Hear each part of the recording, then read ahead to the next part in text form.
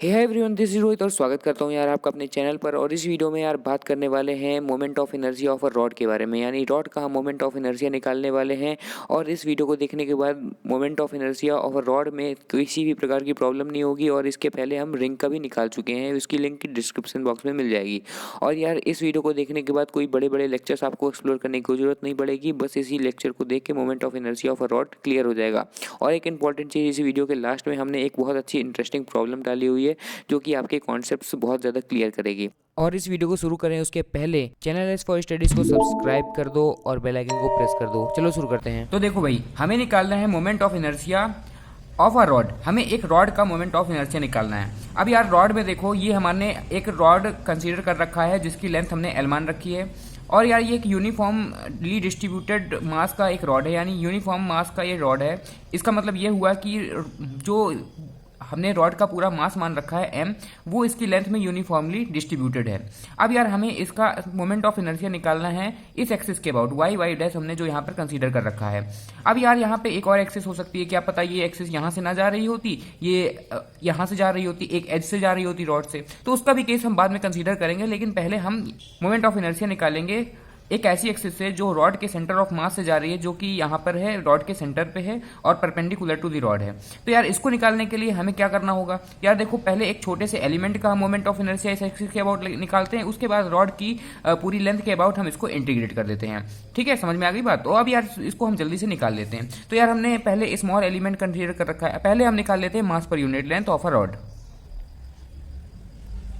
तो mass per unit length हो गया m/l, जो कि रॉड की लेंथ यहाँ पर l है, कैपिटल L। उसके बाद यार हमने स्मॉल एलिमेंट मान रखा है dx। तो यार अगर हमें इस स्मॉल एलिमेंट का मास निकालना है, तो यार हम इस मास पर यूनिट लेंथ जो कि यूनिफॉर्मली डिस्ट्रीब्यूटेड रॉड है, जिसका मास यूनिफॉर्मली लेंथ पे डिस्ट्रीब्यूटेड है, तो उसमें अगर हम dx का मल्टीप्लाई करा देंगे तो हमें स्मॉल एलिमेंट का मास मिल जाएगा। ठीक है, तो हम मास ऑफ स्मॉल एलिमेंट क्या लिखते हैं, m/l इंटू dx। तो ये हो गया हमारा मास ऑफ स्मॉल एलिमेंट। अब यार हम इस स्मॉल एलिमेंट का निकाल लेते हैं मोमेंट ऑफ इनर्शिया इस एक्सिस के अबाउट कितना होता है।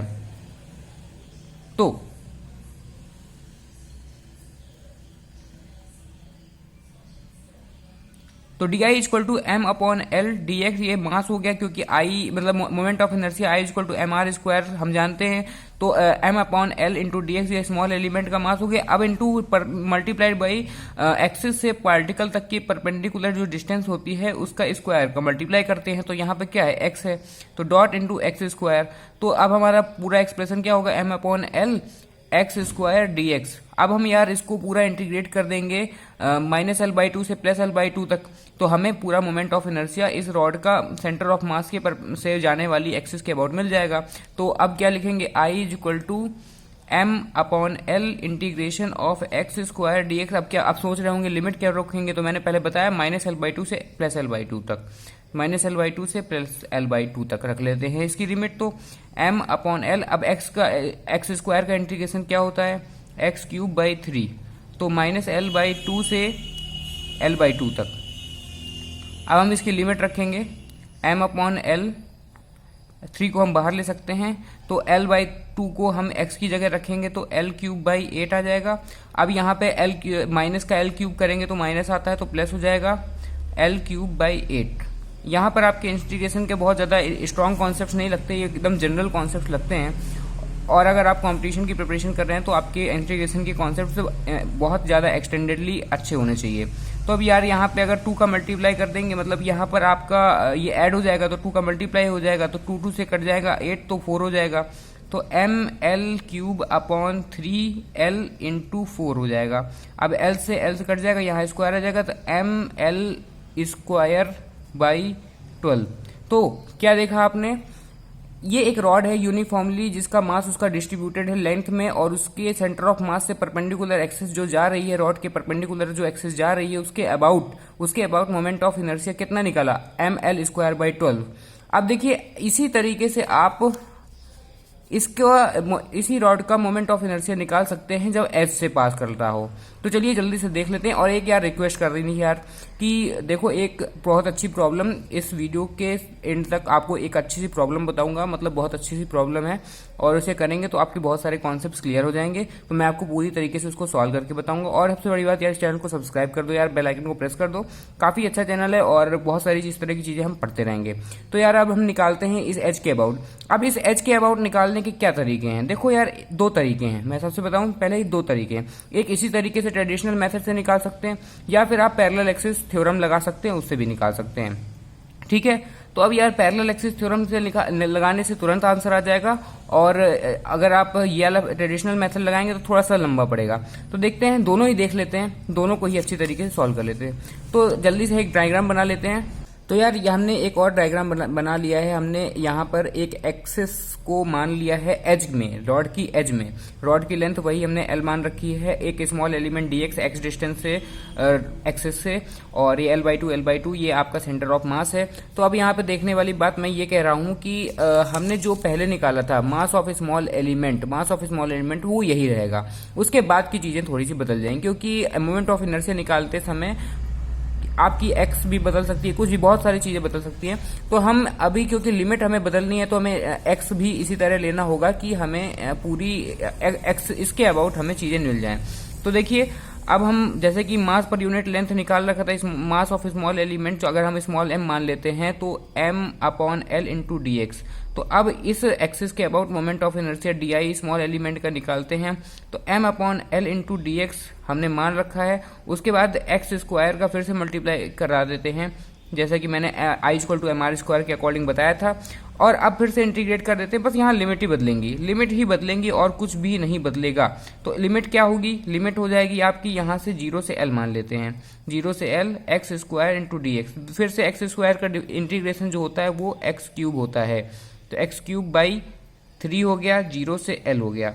अब फिर से वही, जब यहाँ पे आप वैल्यू रख देंगे 0 का तो 0 ही हो जाता है, तो mL × L³/3। तो अब L यहाँ से कट जाएंगे तो यहाँ स्क्वायर हो जाएगा, तो mL²/3 ये मोमेंट ऑफ इनर्शिया अबाउट ऐसे एज से जो एक्सेस जा रही है, मतलब एक्स से रॉड की एज से जो एक्सेस जा रही है, मतलब रॉड के एक एंड से जो एक्सेस जा रही है उसके अबाउट, तो परपेंडिकुलर होगी वो रॉड के, ऑब्वियस सी बात है।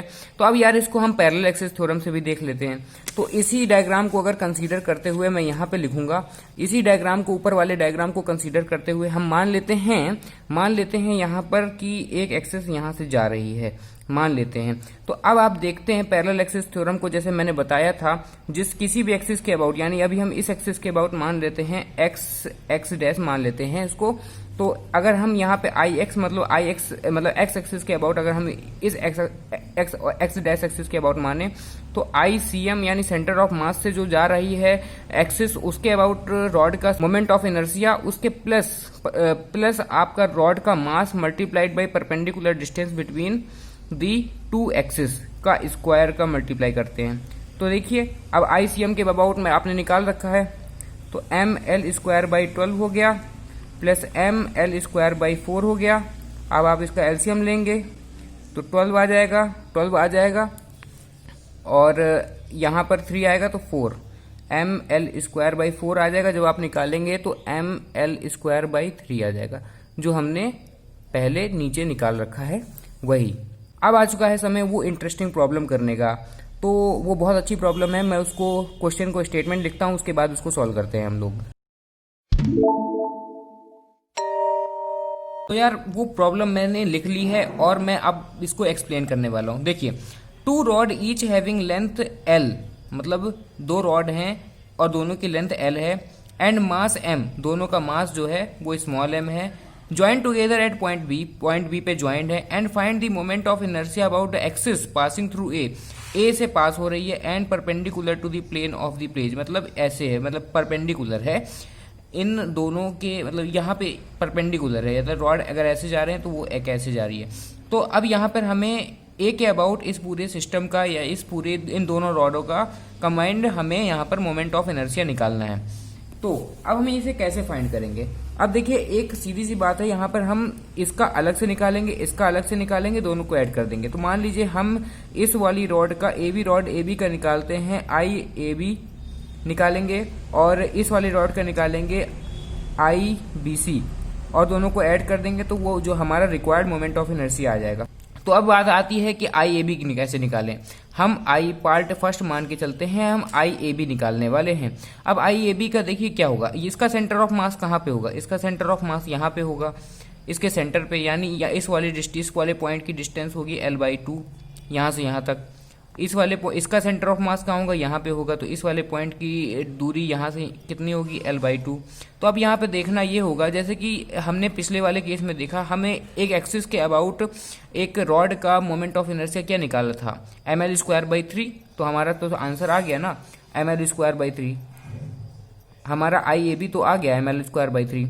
अब दूसरा क्वेश्चन उठता है कि हमारा इस वाले रॉड का पॉइंट ए के अबाउट, यानी ए से जाने वाली परपेंडिकुलर एक्सिस के अबाउट मोमेंट ऑफ इनर्शिया कितना होगा। तो अब हमें निकालना क्या है, आई बी सी निकालना है। तो अब आई बी सी, अब देखिए यहाँ पर हमें लगेगी पैरेलल एक्सिस थ्योरम। तो देखिए क्योंकि ये ना सेंटर ऑफ मास से जा रही है ना, क्योंकि हमें पता था सेंटर ऑफ मास का। अब यार ना कोई ही ना इसके अबाउट किसी एक्सिस से जा रही है, उसके अबाउट भी हमें पता था। अब यार हमें याद करनी होगी कि क्या होती है हमारी पैरेलल एक्सिस थ्योरम। मतलब किसी भी एक्सिस के अबाउट निकालने के लिए हमें क्या करना होता है, हमें सबसे पहले सेंटर ऑफ मास से जाने वाली एक्सिस के about moment of inertia add करना होता है। तो यहाँ से अगर कोई एक्सिस जाती है तो उसका मोमेंट ऑफ इनर्शिया क्या होता है, मोमेंट ऑफ इनर्शिया यहाँ पर कितना होता है, ml²/12। हमने जैसा कि फर्स्ट केस में देखा अपनी स्टार्टिंग ऑफ द वीडियो की स्टार्टिंग में। अब इसके अबाउट क्या होगा, मतलब इसके अबाउट निकालने के लिए हमें फिर ये वाली डिस्टेंस भी पता होनी चाहिए, यानी perpendicular distance between the both the axis, centre of mass से जाने वाली परपेंडिकुलर एक्सिस और जिस एक्सिस के अबाउट निकाल रहे हैं उन दोनों के बीच में परपेंडिकुलर डिस्टेंस होनी चाहिए। अब ये L है और ये L/2 है, तो ये वाली डिस्टेंस मान लीजिए हम D मान लेते हैं इसको। तो D क्या होगी यहाँ पर, L² प्लस L/2 का स्क्वायर, L²/4, L/2 ये है, L² ये है। तो अब ये क्या आ जाएगा, √5/2 L आ जाएगा D।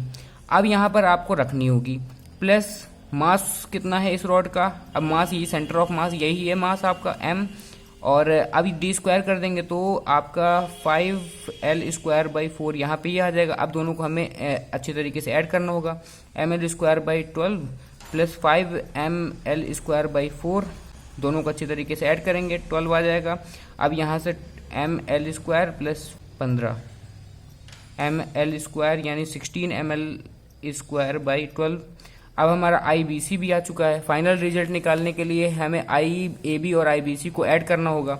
I equal to I A B plus I B C equal to ml²/3 plus 16ml²/12। LCM लेंगे, 12 आएगा, 4 इधर आएगा, 16 इधर आएगा, 20 आ जाएगा, 20 ml²/12। दोनों काट देंगे, 4 3 12, 4 5 20, तो इक्वल टू 5ml²/3। तो यही हमारा आंसर है। तो देखिए बहुत अच्छी सी प्रॉब्लम्स थी।